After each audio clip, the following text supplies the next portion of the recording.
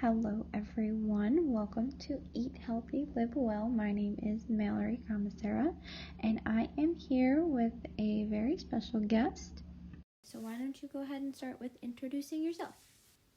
Hi, my name is Nichole Reynolds. I am a 46-year-old mom of 3, bonus mom of 2, and I live in Western New York. Wonderful.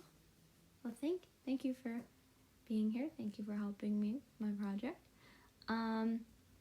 Okay, so I guess just how did you kind of decide that you wanted to start your journey on this healthier kind of lifestyle?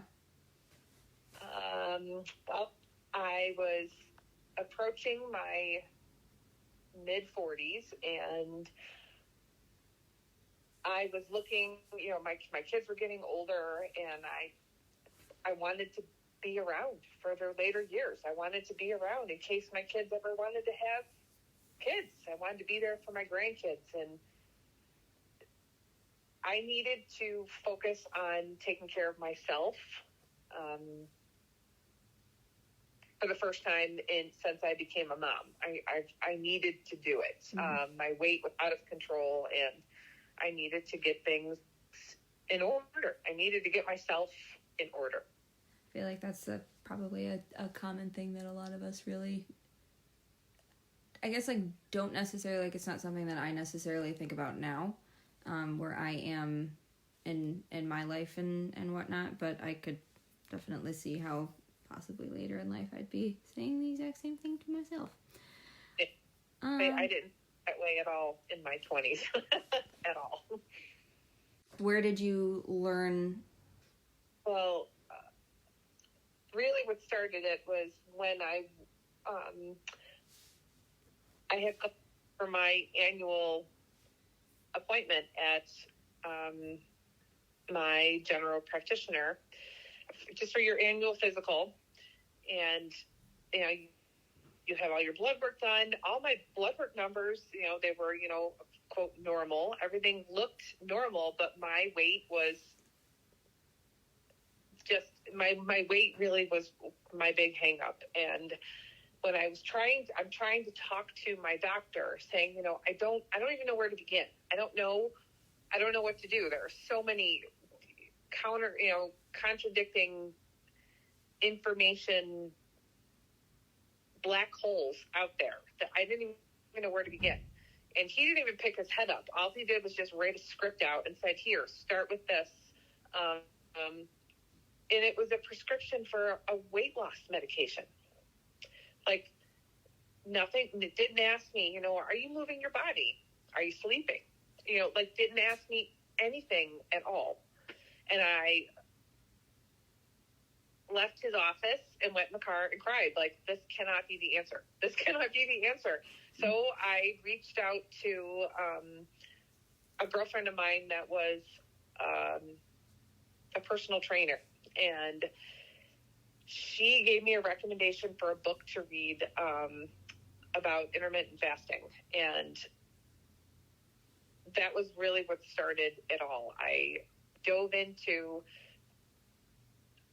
what intermittent fasting really was, and it's the giving your body the time to reset and get ready for fuel, and I learned how to use the food I was eating to fuel my body rather than to feed it. I like that quote. I guess I've heard of people doing intermittent fasting, and I didn't know that that's how you started even doing that. I didn't even know that you had done that. Wow. I know people who do that sort of thing. I never really understood the purpose of it. I didn't understand the whole waiting in between times to eat, because you have some people that are telling you you need to let your body take in what you ate and use those nutrients to help your body, but then you have other people that tell you, well, no, you're supposed to eat little tiny meals throughout the day. So I guess there's the contradicting right there.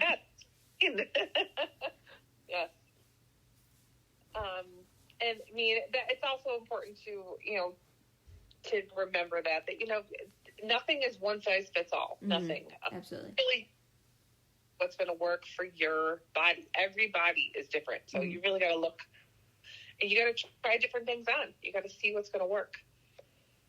This became something that's sustainable for me. Now it's second nature.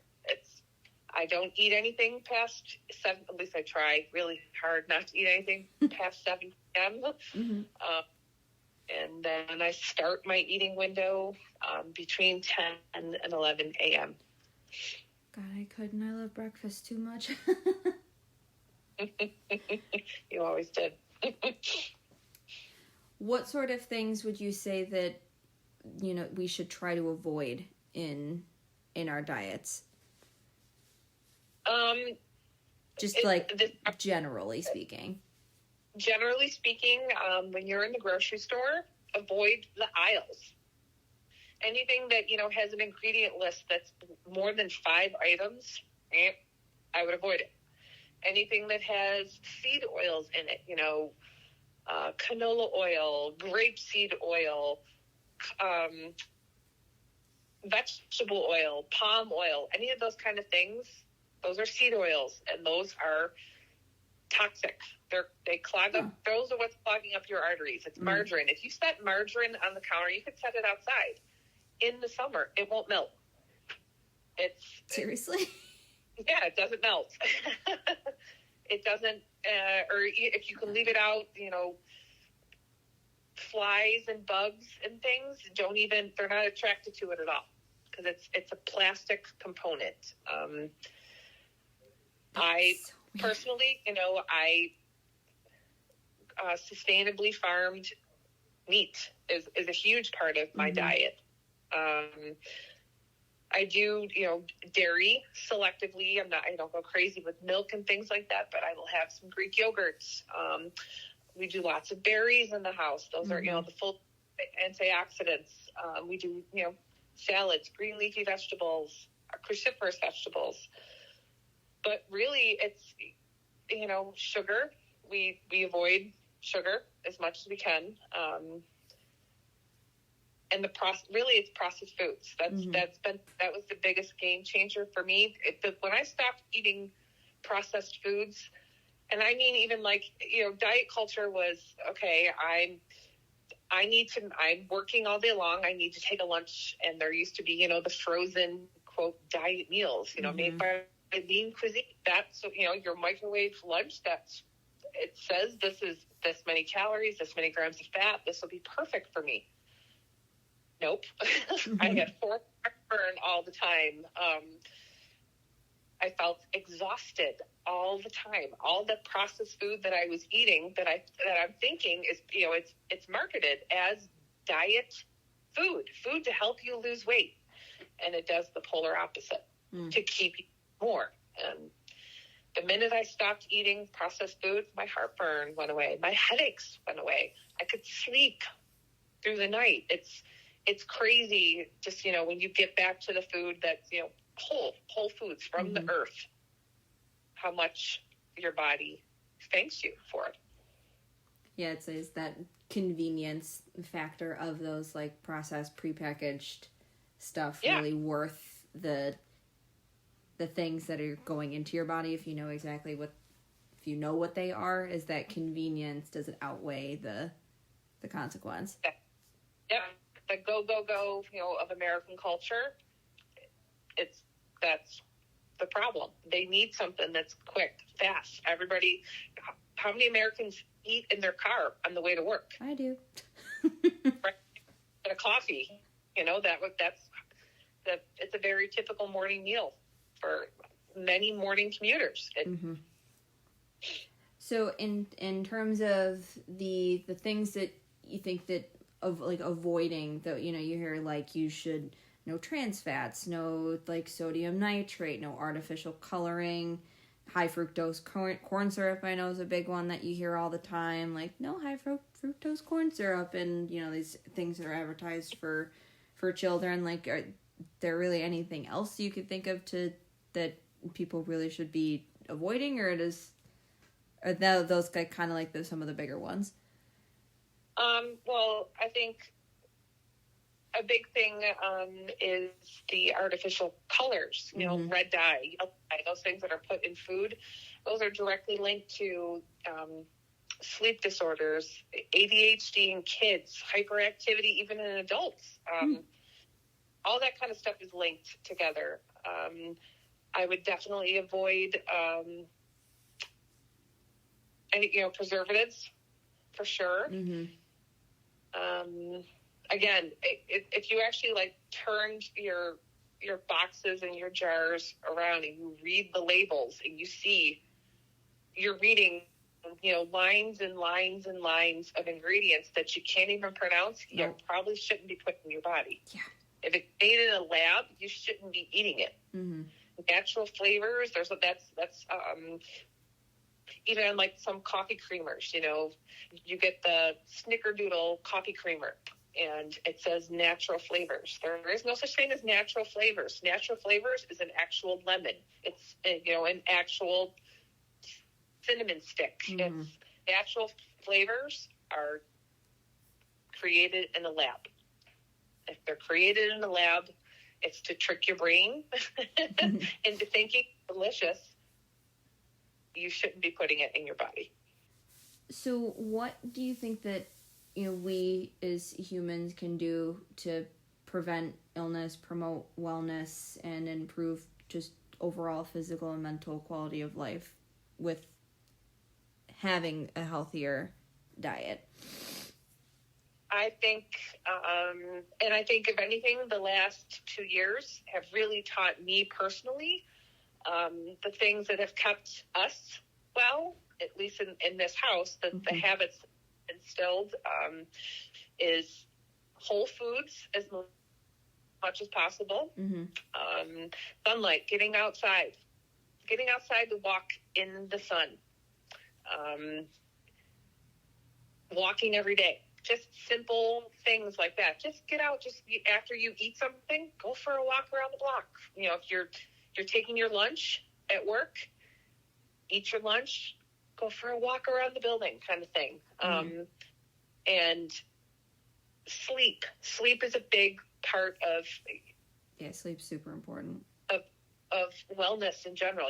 That's what your body resets. Mm-hmm. Your resets. It needs rest. You need rest. That's when your cells regenerate.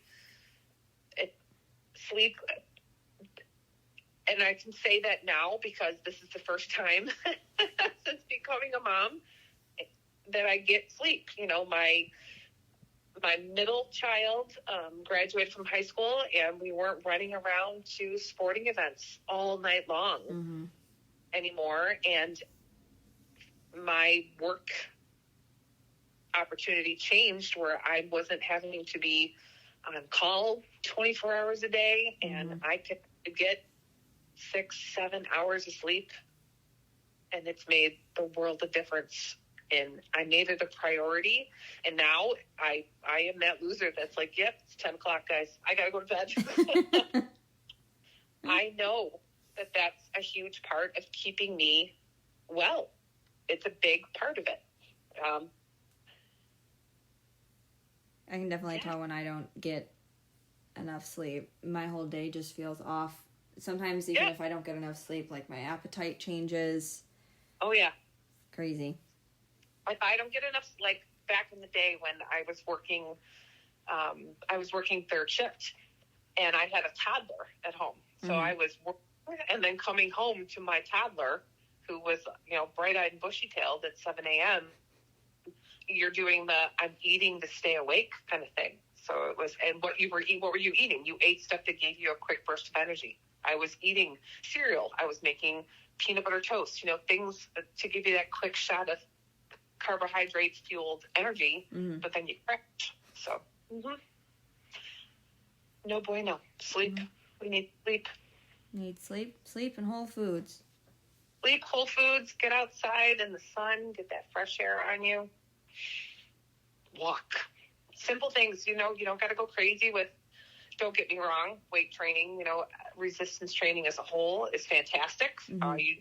The more muscle mass you retain, the stronger you are the healthier you're going to be. But walking every day. Just, you can break it up throughout the day. If you could do a 30-minute walk at one time, that's great too. But walk, keep your body moving.